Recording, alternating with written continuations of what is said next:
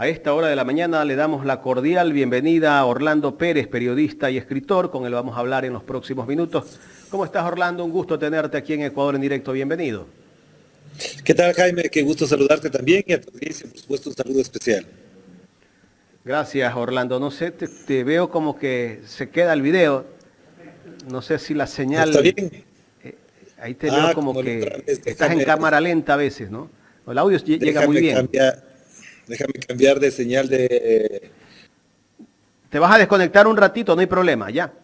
Me avisa Jorge cuando lo tengamos a Orlando Pérez. Hasta eso voy a saludar a algunos de los que están conectados y no he podido saludar. Joselo Gordón dice, tiene que lavarse las manos como Poncio Pilatos, le dice a Villavicencio. José Alberto Hurtado, saludos.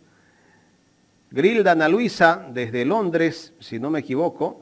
José Alberto Hurtado nuevamente nos escribe, gracias a toda la gente que está conectada a Ecuador en directo. No se olviden de apoyarnos con el super chat, dar el like para que este programa llegue a más personas. A todos los invito a dar el like en este momento. Ahora sí, vamos con nuestro invitado. Orlando, ahora sí. Ahora sí, ahí sí creo que estamos mejor.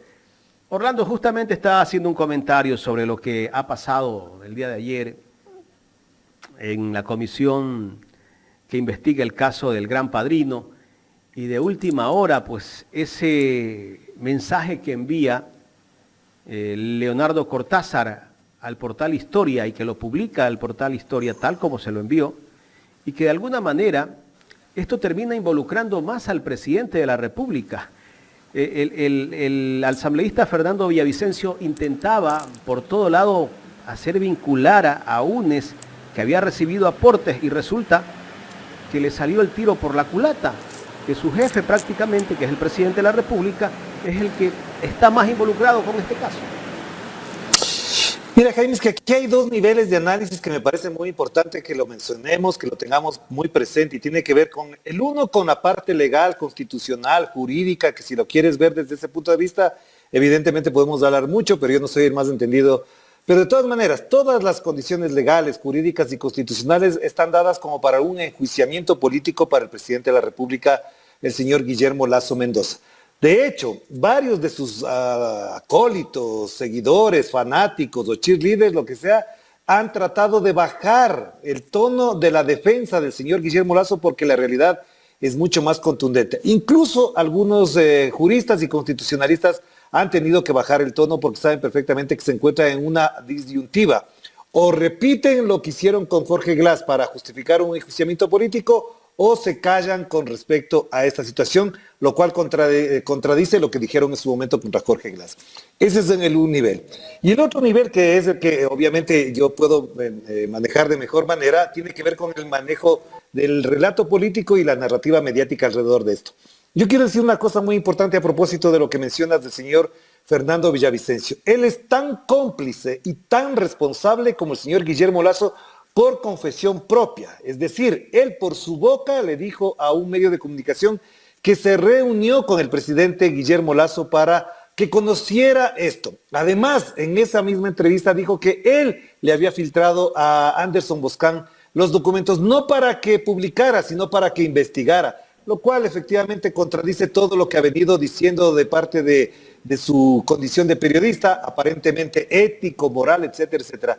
Este señor se descalificó más de lo que ya le hemos descalificado quienes sí ejercemos un periodismo responsable. Cuando él confiesa todas esas cosas, se convierte en cómplice y encubridor de toda esta situación, y es obligación de la Asamblea investigarlo y aplicarle el código de ética a Fernando Villavicencio, no solamente por irresponsable, no solamente por cómplice, sino porque si se asume como periodista está incumpliendo una norma fundamental, que es no se revelan las fuentes, pero se publica la información. Él no dice de dónde sacaron esos documentos, pero sí cuenta que le fue a contar a su presidente con mucho cariño toda esta situación. Y eso es muy lamentable, vergonzoso, que ya no me sorprende a mí, pero mucha gente todavía creía que ese señor tenía algo de dignidad, y en la práctica ha demostrado lo que es, la condición de miserable.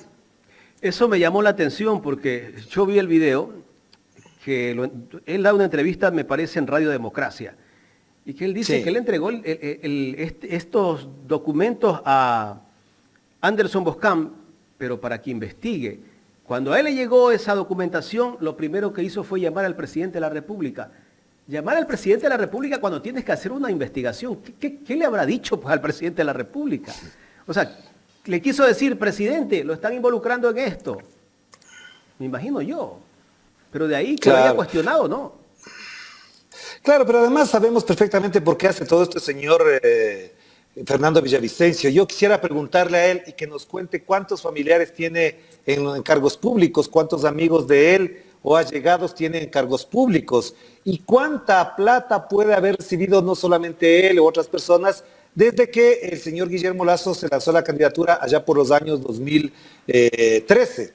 Entonces, si algo tiene de responsabilidad y de transparencia y que le tiene que decir al país algo, tiene que ser que responda a estas preguntas, porque si no, entonces vamos a entrar en la otra parte que te quería comentar.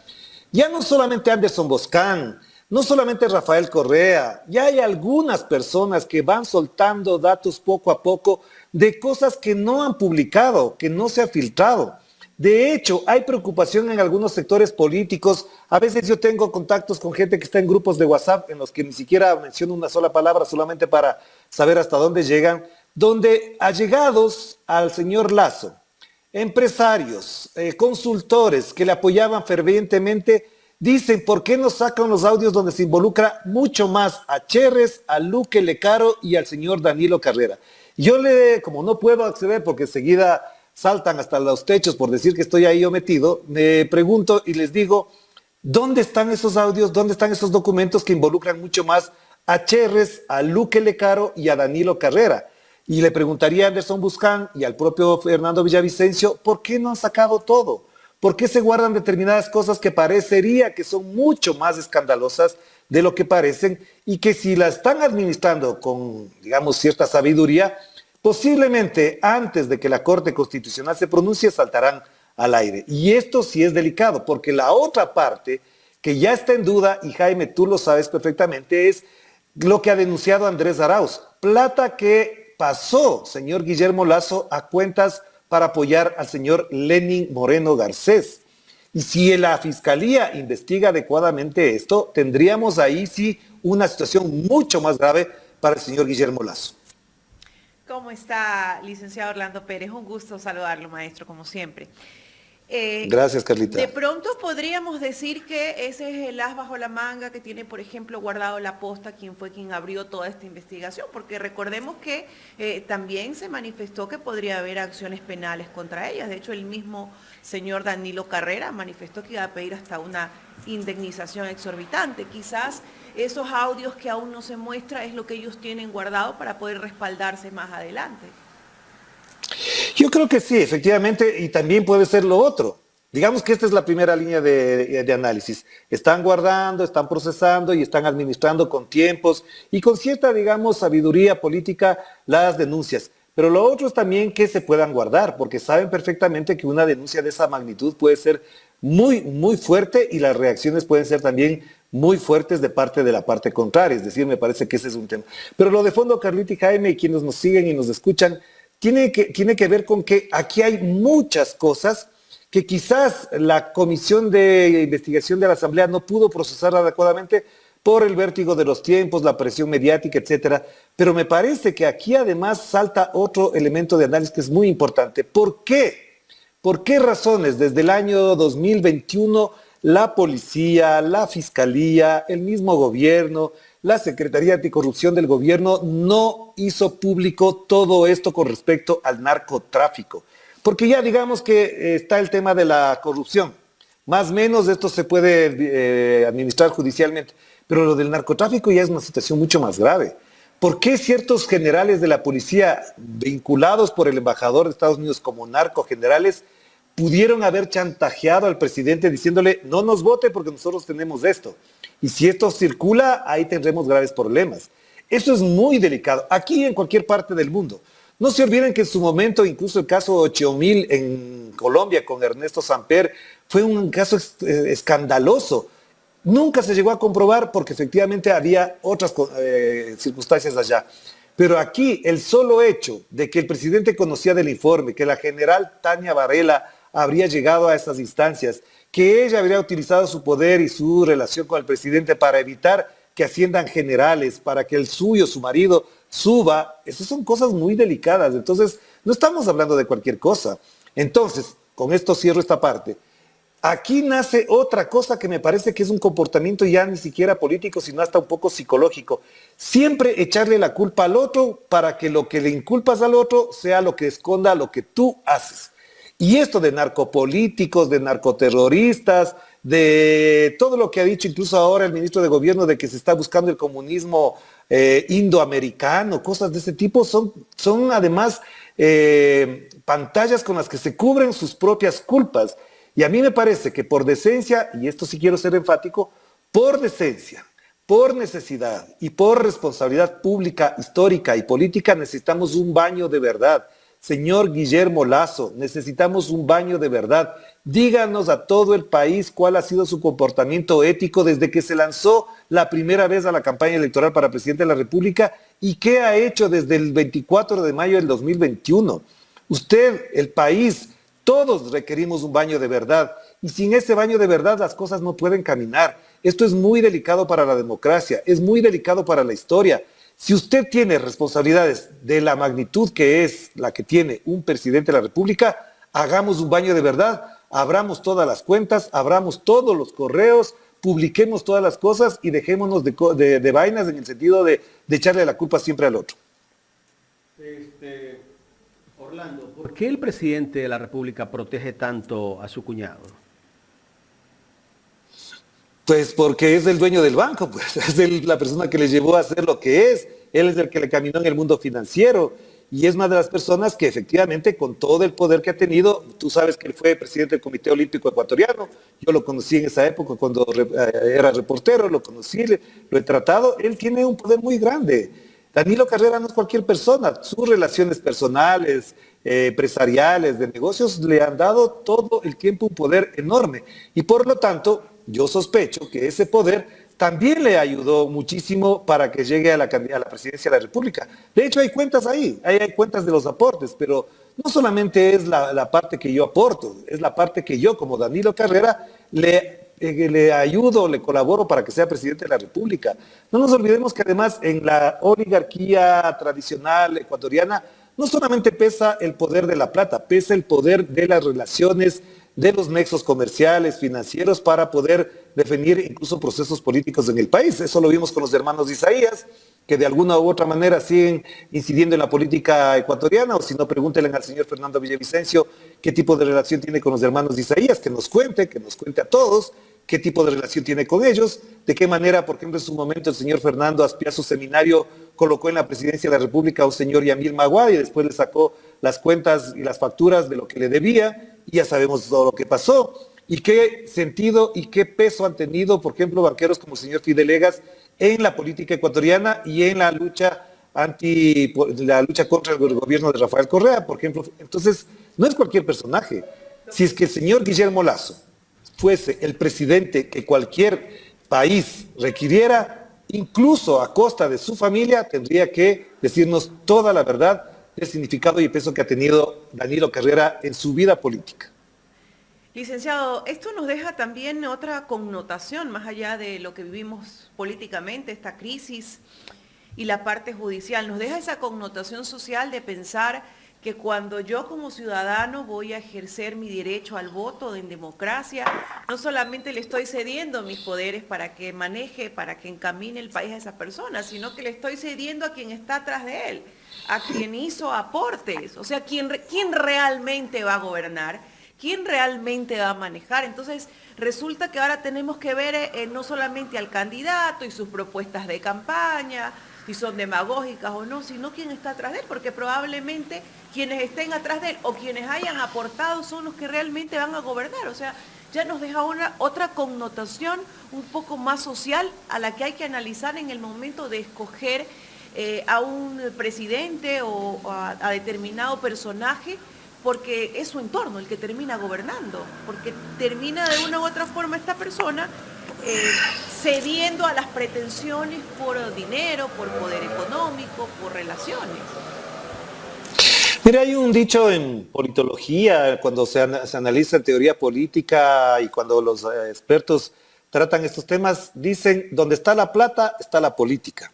Y eso es una máxima con la que hay que jugar siempre y hay que pensar siempre. En calidad de periodistas, nosotros no podemos ser ajenos a eso.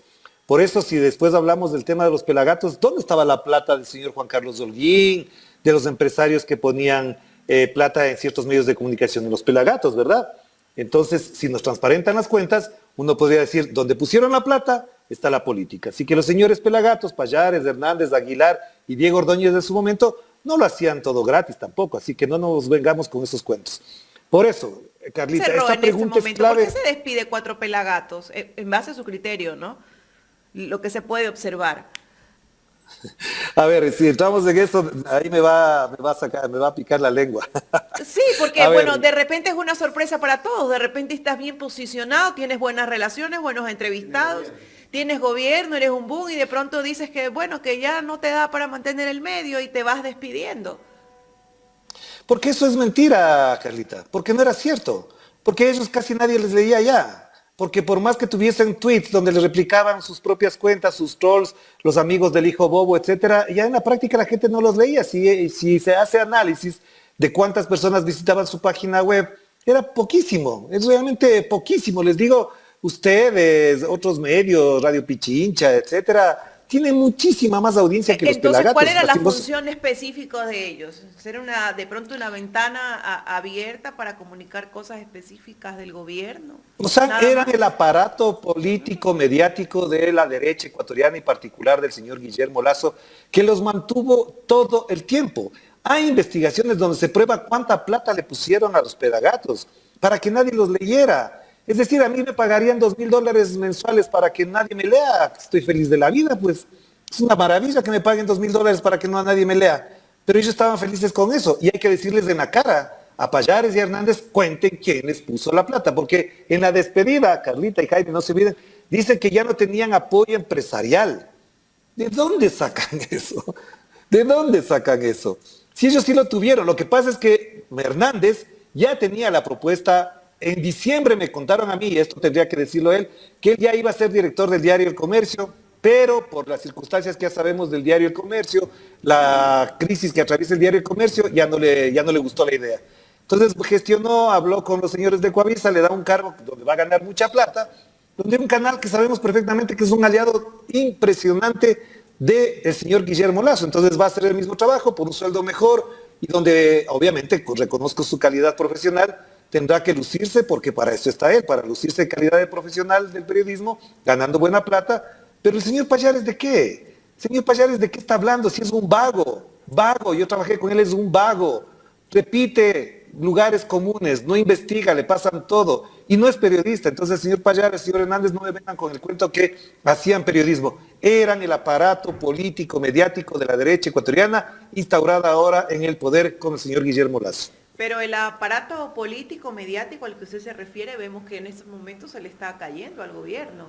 ¿Será que ya no tienen elementos para sostenerlo? Y no hablo de elementos económicos, sino de la palabra, de la verdad. Porque de una u otra forma tratan de ayudar al gobierno, de limpiar la imagen del presidente Lasso. Y de repente salta otra información que otra vez nos regresa hacia atrás y nos empieza a crear más dudas y más dudas y más dudas. Entonces, el gobierno está empezando ya a tener incluso una crisis directa con su propio aparato comunicacional que pudo haber creado. Claro que sí. Mira, hay dos detalles muy importantes a propósito de esto. Hace pocos días escuché a Carlos Vera, Yanedi Nostroza y Jorge Ortiz pidiéndole medidas urgentes al presidente de la República, Guillermo Lasso, para que se salvara su gobierno. Palabras más, palabras menos. Y yo cuando escuché, lo que le pedían es la propuesta del señor Andrés Arauz. Incrementar el bono, meterle liquidez a la ciudadanía, garantizar la obra pública, incrementar la inversión pública. Y yo me pregunto, Carlos Vera, Yanedi Nostroza y Jorge Ortiz, ¿son correístas y votaron por Andrés Arauz? No, votaron por Guillermo Lasso y resulta que lo que le piden que haga Guillermo Lasso es lo que estaba planteando en la campaña Andrés Arauz. ¿Por qué no votaron por él?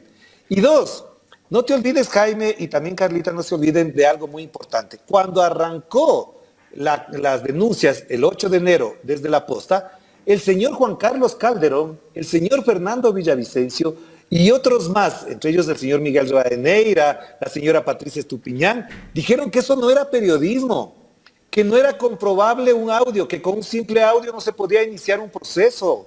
Los señores periodistas que se precian de ser los más puros, castos y morales de este país, dijeron que eso no era periodismo. Han pasado prácticamente 2 meses de aquello y Juan Carlos Calderón, la señora Patricia Estupiñán, el señor Jorge Ortiz, Carlos Vera, Janely Nostroza, Miguel Rivadeneira y toda esa fauna de periodistas le piden que cambie al presidente. Entonces ellos son tan responsables también porque acolitaron, formaron parte de la vocería político-mediática para justificar la legitimidad de un gobierno. Tan hijos bobos, todos ellos, como el propio presidente cuando decía que él no se iba a lanzar contra la prensa, que era un espacio al que iba a respetar, y resulta que le saca una cantidad de barbaridades a la posta, y al mismo tiempo su conducta con la prensa ha sido esquiva. Nunca se va a dejar entrevistar por Jaime, por Carlita, por Orlando Pérez y por etcétera, etcétera, porque sabe perfectamente que ahí nosotros no nos entregamos.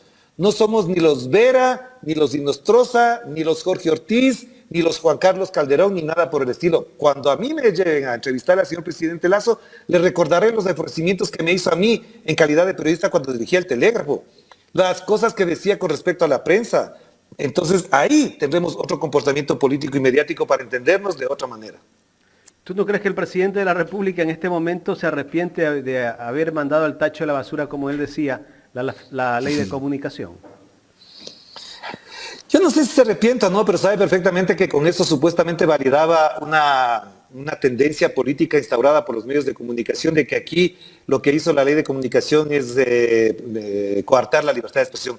Sabe perfectamente que es falso, pero fue un símbolo con el que jugó la prensa y por el cual le acolitó la prensa y por el cual en la época de Moreno recibieron frecuencias y por lo cual también el señor Guillermo Lasso otorgó embajadas a sus amigos. Está en la embajada de Colombia, por ejemplo, Gonzalo Ortiz, un periodista de larga data. Están algunos, estuvo el Sebastián Corral en la embajada de Londres y entonces ha pagado favores. Entonces sabemos perfectamente que es así. Pero yo le diría, con absoluta claridad, señor Guillermo Lasso, con el respeto que se merece en calidad de presidente de la República, hagámonos un baño de verdad, contemos las cosas. Hablemos con claridad al país, no dejemos cabos sueltos. Yo no quisiera que dejara la presidencia, porque si lo que esperaría es que corrigiera, que sancionara, que investigara a costa de su propia familia también, por supuesto. Eso hace un estadista, eso hace una persona que tiene valores.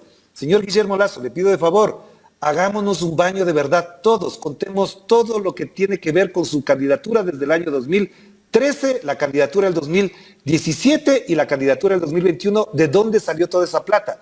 Y ahí sí pensemos qué hacía la Fundación Libertad, Atlas Network y todo el aparataje. Y también la pregunta de fondo es, ¿cuánta plata del Banco de Guayaquil y de sus amigos financiaron las campañas mediáticas de medios de comunicación, como por ejemplo Cuatro Pelagatos, Plan B, El Comercio, El Universo, Ecoavisa, etcétera, etcétera, etcétera?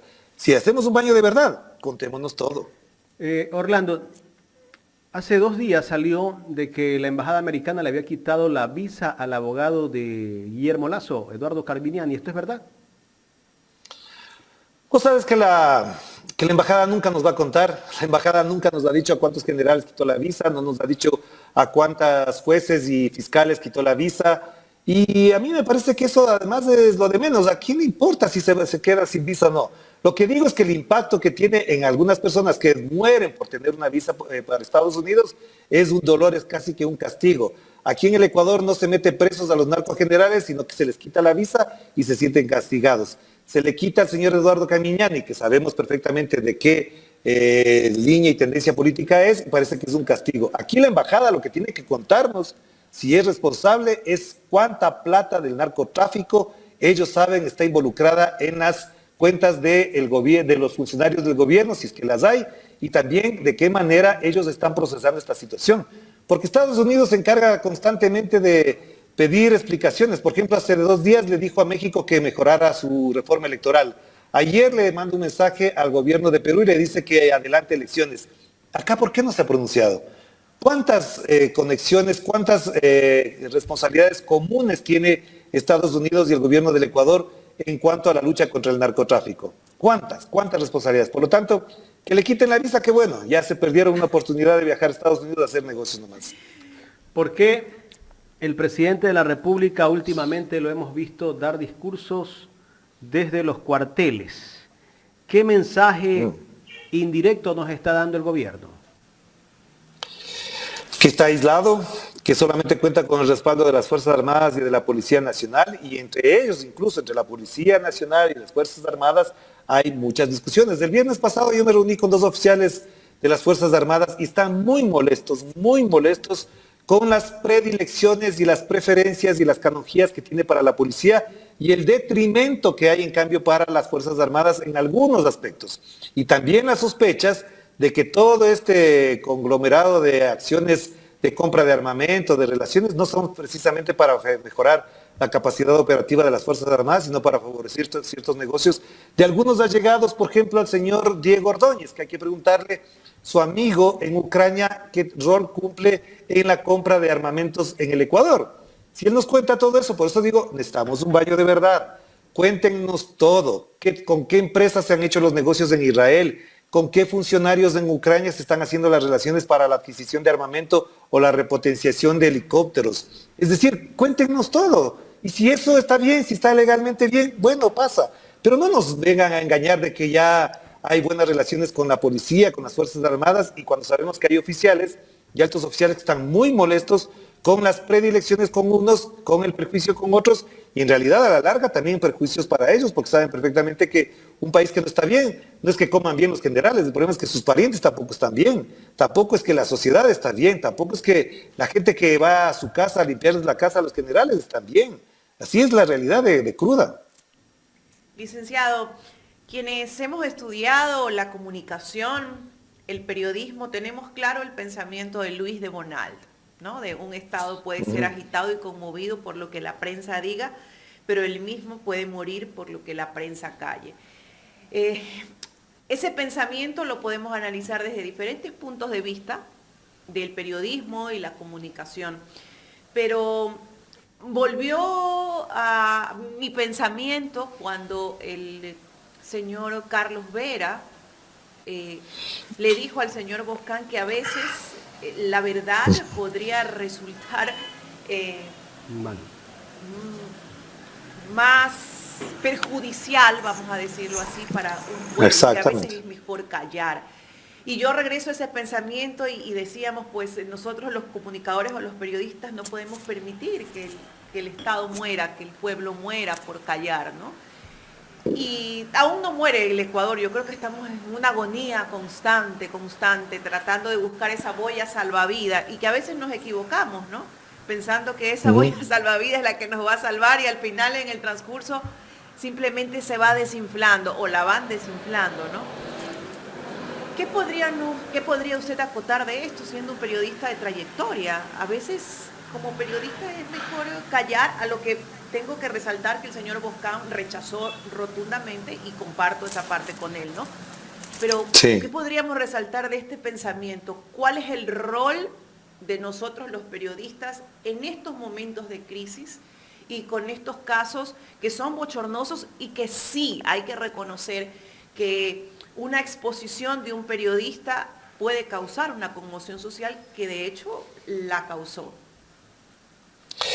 Mire, es que ahí entramos en un tema bastante complejo que además tiene varias entradas para analizarlo y tiene que ver una con el periodismo en sí mismo, con lo cual ya usted lo ha mencionado, Carlita, hay que contar la verdad, cueste quien le cueste, pero es una verdad verificada, no es una verdad condicionada, ni es una verdad a medias, ni tampoco es una verdad interesada. Porque efectivamente buena parte de lo que yo he discutido siempre en clases con mis alumnos, con mis compañeros de labores, es que el periodismo de investigación no puede solamente supeditarse a la filtración. Esa filtración tiene que comprobarse, verificarse y además contextualizarse. Y eso me parece que es muy importante. Yo no digo que se oculte. Lo que digo es que hay que verificar. Hay cosas que, por ejemplo, ha divulgado La Posta en documentos que son versiones que a lo mejor no alcanzan a entender todo el conjunto de problemas. Porque hay contratos. Y por supuesto de los contratos no he visto una investigación a fondo. Y eso me parece que le corresponde ya a la Comisión de Fiscalización de la Asamblea o a esta comisión que acaba de emitir su informe pidiendo el enjuiciamiento al presidente. Eso es un nivel. El otro nivel es que efectivamente en este país los medios de comunicación constituyeron una actoría política muy fuerte cuando el gobierno del señor Rafael Correa, y publicaban y decían cualquier cosa y al final terminaron siendo parte de un relato político para estigmatizar al presidente de la República.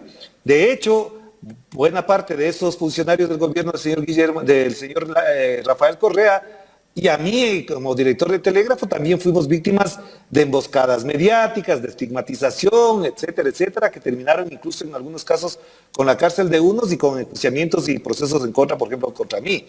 Y esto efectivamente era parte de una acción periodística aparentemente, pero que en realidad era un rol político el que estaban cumpliendo. Y eso no lo voy a negar. Tienen derecho a tener su postura política, pero tiene que ser en función de una acción periodística en todo sentido. Y una tercera entrada que me parece muy importante a propósito de su pregunta, Carlita, es muy importante porque lo que pasa con estos medios de comunicación es que han desbaratado su credibilidad, han desprestigiado este oficio, porque lo que hizo, por ejemplo, el señor Fernando Villavicencio en calidad de supuesto periodista, que no lo es, obviamente era filtraciones muy interesadas que después se abrían en procesos. Fíjense que a la prima de la señora María Paula Roma le allanan la casa casi 15 días después de que se haga la denuncia. ¿Por qué se hacen esas cosas? ¿Por qué no hubo la presión mediática entonces en ese momento? ¿Por qué todavía se guardan cosas más? Yo creo que efectivamente este momento es muy crítico para el periodismo y ya no son nuestros referentes el señor Carlos Vera, el señor Jorge Ortiz, la señora Janine Nostraza, nunca lo fueron para mí efectivamente, jamás lo fueron, pero si es que nos ponemos a pensar el rol que cumplen socialmente, la influencia que tienen en las audiencias y el peso mediático, efectivamente estos señores saben perfectamente que jugaron un rol político, que tienen que reconocer que, voy a decirlo en términos criollos, la cagaron, así simplemente, porque saben perfectamente que elevaron al pedestal a una persona que no tenía las condiciones para presidir un país, que estaba desde hace algún tiempo ya bajo la sospecha, porque lo de los Pandora Papers no es de ahora, eso viene desde hace mucho tiempo atrás, y que frente a eso, obviamente, ellos legitimaron solamente por un odio a Correa, como hace el señor Vivanco, que dice que hasta el momento en que se vaya a morir le echará pestes a Rafael Correa. Una persona que el momento de morir, de lo único que se acuerda es de echarle pestes a Rafael Correa, ya tiene un problema psicológico muy grave. Bueno, sin duda alguna para nosotros los periodistas o comunicadores es un trabajo constante ser imparcial, ¿no? Tratar de ser imparcial. Tenemos que reconocerlo porque tenemos nuestros propios pensamientos y yo creo que luchamos día a día tratando de tener esa inteligencia emocional para no irnos hacia ningún lado de la balanza. Pero en estos días, licenciado, y le hago a usted esta pregunta que hicieron una reflexión muchos estudiantes de la Universidad de la Facultad de Comunicación Social en una charla magistral. Y me decían, ¿no? Y conversaban, ¿cómo se ha denigrado la imagen del presidente Lasso? Si ese caso hubiera sido el del presidente Correa, estamos seguros que todos estos medios no hubiesen hablado de la misma forma.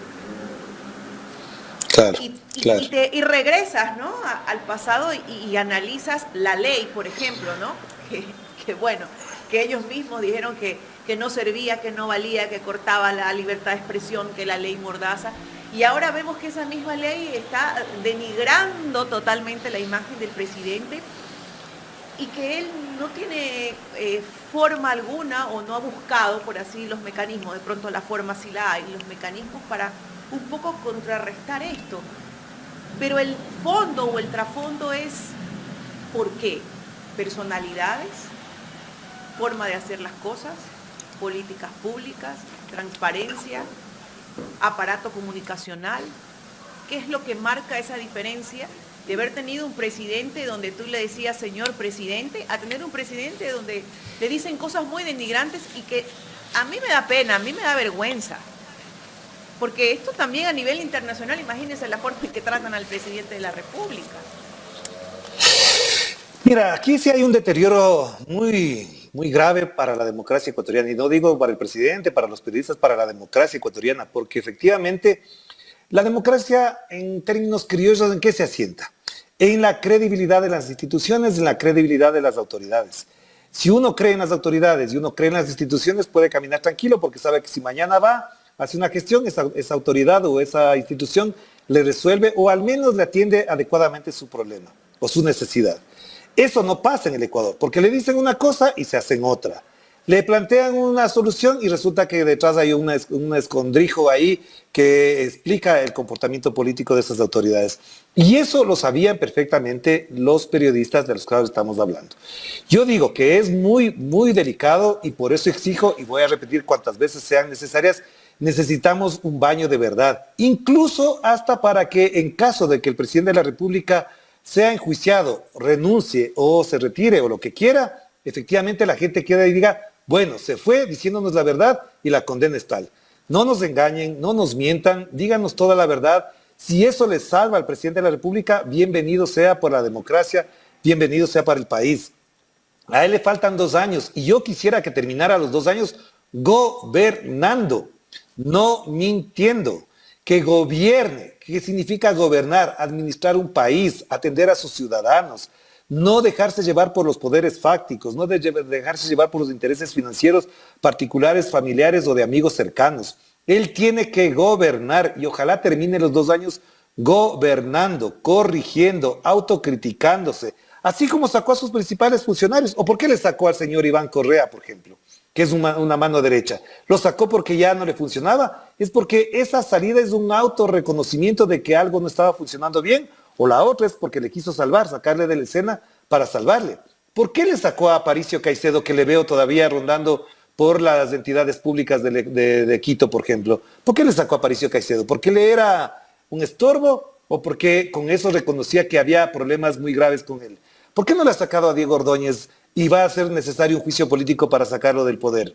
Entonces, si queremos en realidad, Carlita, esto es muy importante, si queremos honrar la democracia, si queremos gobernar un país, así como gobierna un alcalde de una ciudad, como gobierna una provincia, una prefecta o un prefecto, tenemos que ser lo más responsables posibles, lo más transparentes posibles, porque la historia no perdona. En la historia hay muchos casos. Miren lo que le pasa al señor Lenín Moreno en dónde está. ¿Acaso está en Paraguay porque allá se come bien, se disfruta? Es porque allá no le van a poder extraditar y porque ahí su amigo, el señor Abdo Benítez, le garantizó impunidad. ¿Por qué no está en Miami, donde él habría soñado con vivir el resto de sus días? Entonces al señor Guillermo Lasso no le deseamos una estancia ni en Paraguay ni en Miami. Le deseamos una buena estancia en Ecuador con su familia, pero gobernando. Orlando, en la recta final, ¿por qué la fiscal, luego de 4 años, recién se acuerda de sacar o darle un impulso a la investigación del caso INA Paper? Porque yo creo que ya maduró demasiado, porque ya es demasiado lo que se ha ido madurando, porque efectivamente las condiciones están dadas como para que efectivamente conozcamos a fondo cuáles han sido las conexiones. Y me queda una sola sospecha sobre eso, Jaime, que creo que la mencioné en una entrevista en otro medio de comunicación.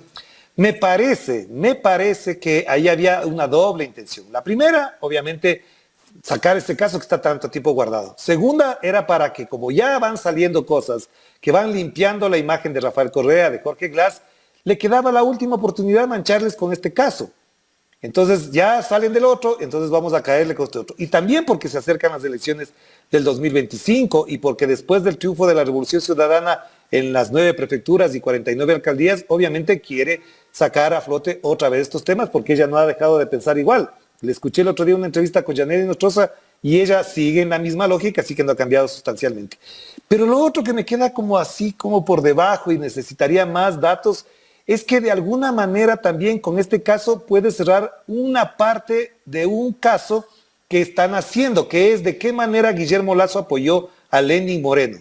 En otras palabras, si cierra este caso, sentencia a Lenín Moreno, lo juzga, parecería que hasta ahí llegó, para tapar el otro. Lo que ha dicho Andrés Arauz, hay financiamiento, hay cruce de dinero con Lenín Moreno, apoyó Guillermo Lasso a Lenín Moreno. Yo creería que se juegan en esos andariveles, porque los tiempos del periodismo son unos, pero los tiempos de la Fiscalía son otros y obviamente sabe administrar adecuadamente eso. Por lo pronto, yo quiero dejar la sospecha de que si fuese por ahí, este caso podría también constituirse en otro agravante para el señor Guillermo Lasso. Orlando, ya para finalizar esta entrevista, antes de que te me vayas, lo voy a poner en pantalla al doctor Augusto Tandazo también para que saludes con él y te voy a pedir que le plantees la primera pregunta al doctor Tandazo como periodista. Ya. ¿Qué tal, Augusto? Un abrazo a la distancia, qué bueno verlo a los tiempos por acá. La pregunta que a mí me gustaría que usted le respondiera a la audiencia, no precisamente a mí, es ¿hasta dónde hay condiciones para que el señor Guillermo Lasso se siente en el banquillo de los acusados, para que tenga un juicio político justo y trascendental? A ver, diciendo con usted, Orlando, con todo respeto en lo que dijo, que se ponga a gobernar es demasiado tarde, porque la leche derramada no se la puede recoger. Y no solamente por el informe, que también el informe recoge, es evidente que Lasso conoció de la estructura de una organización dedicada al narcotráfico, en la que estuvo su cuñado, y desde esa estructura incluso ordenaban el nombramiento de cargos públicos.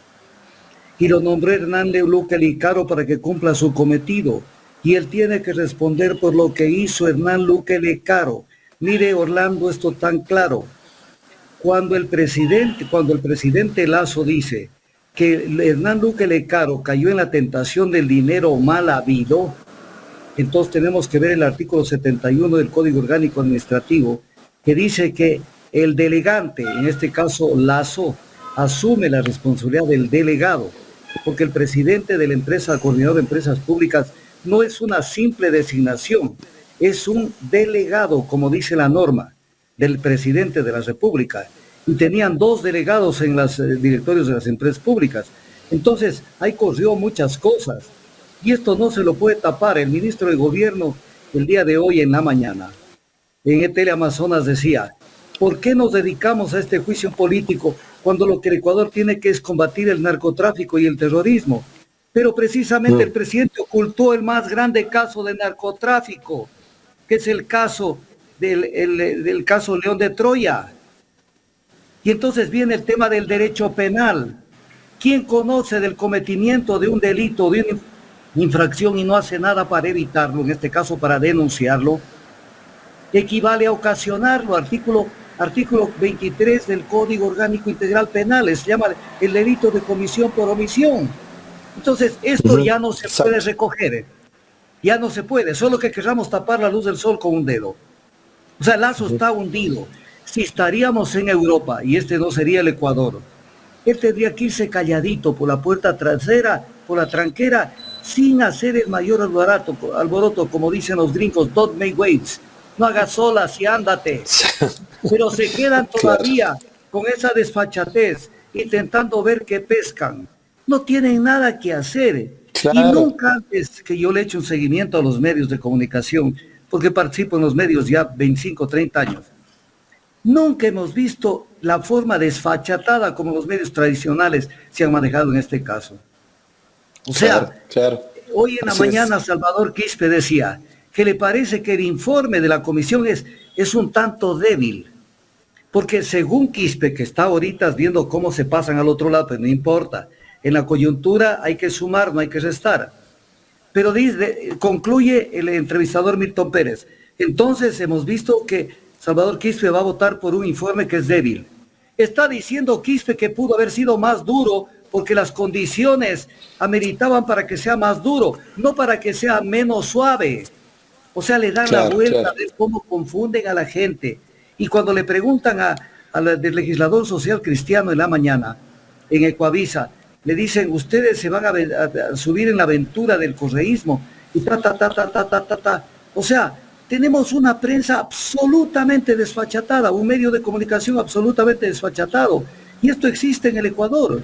Entonces, de esta no sale Lasso. No sale Lasso. Una cosa que le quiero mencionar. Una cosa que le quiero mencionar, Augusto. Es una cosa muy importante con lo que usted acaba de mencionar. El día antes de ayer hubo un grave accidente de trenes en Grecia. Hasta el momento hay 43 muertos. ¿Qué hizo el ministro de Transporte de Grecia ayer? Renunció. En el Ecuador, cuando se murieron más de 400 presos, el ministro del Interior seguía campante. El coordinador de seguridad seguía campante. 400 presos asesinados y masacrados, sin contar con las 4.500 víctimas del año 2022, y siguen campantes. En Europa, como usted menciona, se me vino a la mente de inmediato, un accidente provoca la renuncia del ministro de Transporte porque hay 43 muertos y el señor se va a su casa con todo lo que viene después en las investigaciones penales. Pero en el Ecuador la impunidad es latente, no solamente con este caso de narcotráfico, que ya es escandaloso, sino con todo lo que ha pasado. Así que coincido perfectamente con usted, y cuando yo decía que se dedica a gobernar, creo que la ironía era bastante clara. Así de irónico nada más estaba hablando. Claro, pero hay muchísimas cosas sobre este tema. O sea, es un tema que donde usted lo regresa a ver saltapus.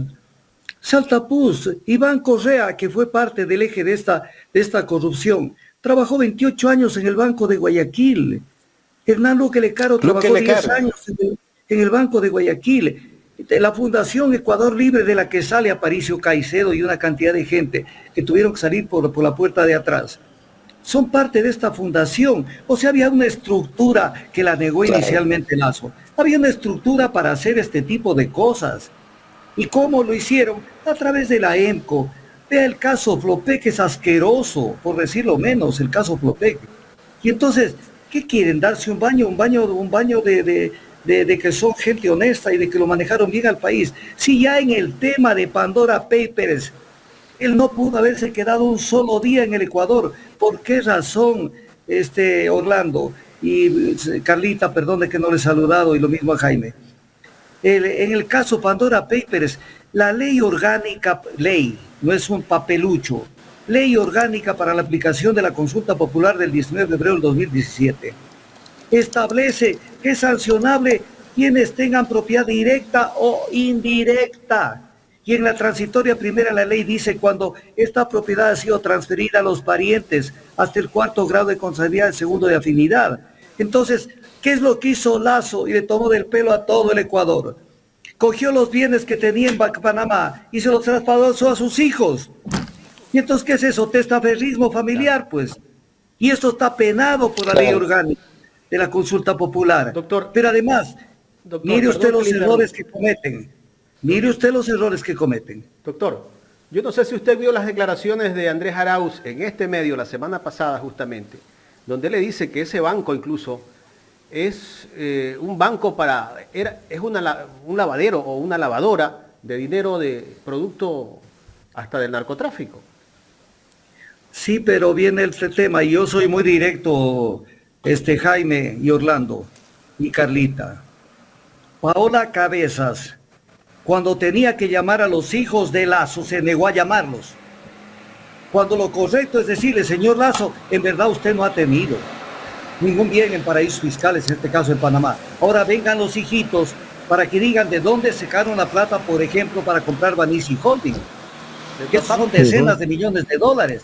Porque si usted no me dice de dónde sacó cada uno de los 5 hijos la plata para comprar Banisi Holding al papito, entonces esto es plata que está oculta a través de la propiedad de los hijos, lo mismo Dakota del Sur a nombre de la mujer. Entonces todo esto se paga, porque a veces los asambleístas vienen perdidos de todas las bancadas, que no ven lo que está pasando. No ven lo que está pasando. Hoy en la mañana hubo un dislate de Salvador Quispe de aquí al cielo. ¿Qué es lo que dijo Salvador Quispe? Todo un asambleísta. Dijo que entre las irregularidades que este gobierno quiere aplicar otro tipo de modelos de contratos. Cuando el contrato de prestación de servicios le quieren aplicar el contrato de prestación de servicios. Y entonces no se da cuenta, él como que aboga a favor del contrato de participación. Y no se da cuenta que la Corte Constitucional en sentencia declaró la inconstitucionalidad de las reformas a la ley de hidrocarburos que hicieron a través de la ley de desarrollo económico. Y lo hizo bien la Corte en esa parte. Porque los hidrocarburos es un servicio público de acuerdo al artículo 326, numeral 15 de la Constitución. Y el único modelo que puede aplicarse es el contrato de prestación de servicios. No el contrato de participación, donde se hicieron toda la plata del mundo y robaron las petroleras. Entonces los asambleístas a veces no se forman y a mí me da una decepción que no estudian. Cuando sale gente y dice, no queremos el caos y la anarquía y dialoguemos. Y eso lo dice Paola Pavón. Lo dice Paola Pavón, entonces uno dice, ¿qué no has leído los estándares de la Comisión Interamericana de Derechos Humanos sobre protesta social? Que dice que la protesta social es un elemento básico para la democracia. Entonces les falta formación a todos los movimientos y partidos políticos, formación, ponerse en fila y aprender para poderse defender y para poder aplicar las cosas. Porque a ratos hay todo esto, pero más allá de eso, Orlando, y Carlita y Jaime, este es un caso terrible que no puede dejárselo pasar, porque además es un caso que lo voy a ir desarrollando en la entrevista. Este es un caso de juicio político, no de juicio en el sentido de la jurisdicción penal. Juicio político, y voy a leer posiciones del ministro Henry Cucalón, hechas en el pasado, por ejemplo, en el juicio de Carlos Vaca Mancheno, que demuestra que hay dos Henry Cucalón, el que dijo una cosa allá y el que dice otra cosa acá. Porque esto es lo que el pueblo necesita, doctor, esos baños de verdad permanentes, doctor, para decirles, sáquense la careta. Ayer doctor, dijeron esto y ahora dicen otra cosa. Doctor. Entonces, estos son los temas que los vamos a ver in extenso. Si usted quiere quedarse, yo no tengo ningún inconveniente. No, ya tiene que irse, Orlando. Antes nos hemos robado algunos minutos de su tiempo. Ningún problema. Le pido que seguirá oyendo Ecuador en directo, porque hay demasiados elementos que hay que tomar. Le voy a contar un hito antes que se vaya, como un regalo, un cumplido para ustedes. Le piden información al Consejo Nacional Electoral, que el Consejo Nacional Electoral dé información sobre los aportes de la campaña, porque está demostrado en el proceso y en la investigación de que hubo $1.500.000 que puso Rubén Cherres a la campaña, esta persona que estuvo implicado en 3 procesos penales de narcotráfico, lo cual es gravísimo en una campaña. Y primero no le contesta esta información la representante del Consejo Nacional Electoral, que es Diana Tamaín, y le mandan a contestar con una directora del Consejo Electoral. Y dice que no puede dar la información porque esto está afectado. Esta información no se la puede dar porque está afectada por el artículo 66, numeral 9 de la Constitución de la República. ¿A doctor, qué se refiere? Voy a despedir a Orlando. 60? Voy a despedirlo a Orlando porque tiene... No, solamente un segundo. Que es un regalo para él. Dice que no puede entregar la información de los aportes a la campaña porque está afectado por el artículo 66, numeral 9 de la Constitución. ¿A qué se refiere el 16, numeral 9? El derecho a tomar decisiones libres, informadas, voluntarias y responsables sobre sexualidad, su vida y orientación sexual. Por Dios, mamarrachos, así no se maneja el país. Doctor, bueno, ya Orlando tuvo que desconectarse porque tenía que cumplir otro compromiso.